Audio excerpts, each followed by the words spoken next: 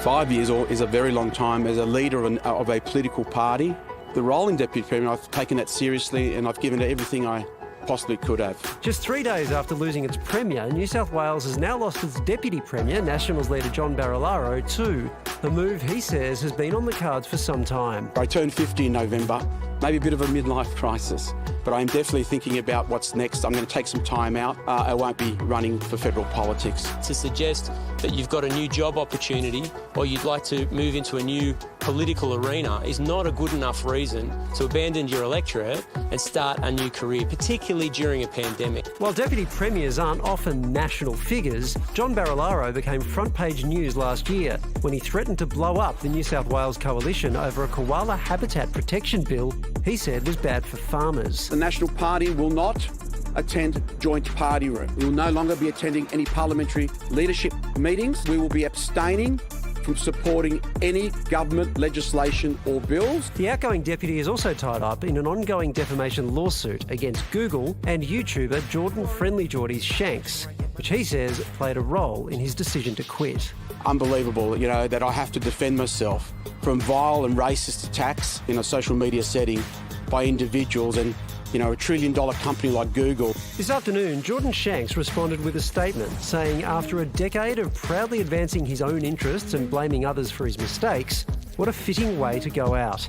But when asked today if he is potentially also a target of ICAC investigators... First rule of Fight Club is not talk about Fight Club. If that was the case, I wouldn't be allowed to comment anyway. So I just don't make any comments around the ICAC. The weeks, the months ahead. Let's see what occurs. And today I've actually decided to go on my accord. Following Gladys Berejiklian and Andrew Constance, Barilaro's exit means the New South Wales minority government is now facing 3 by-elections, all as the state is just 1 week out from the planned end of lockdown. I'm confident that this state now has bright days ahead of us, and it is the right time for the state, for me, for the Liberal Party and the National Party, a refresh of the government of the day. And I look forward from the sidelines to cheering. This wasn't explosive enough. There's apparently a fight club in Sydney. What's going on what with a the fight weird club? reference. What are you talking about? But I tell you what, you'd be watching ICAC, wouldn't you? Oh, if you thought that it was going to... Yeah, absolutely. I think it's a bit rough of Labor to criticise Constance and Barilaro for going. I mean, Andrew Constance nearly lost his life in the bushfires at the end of 2019, and John Barilaro's had mental problems with having to take leave because he was stressed and anxious about that koala bill, but a whole bunch of other stuff. So, I mean, they're entitled to quit and leave. But there's a really interesting theory going around here that the 3 of them will end up in federal politics.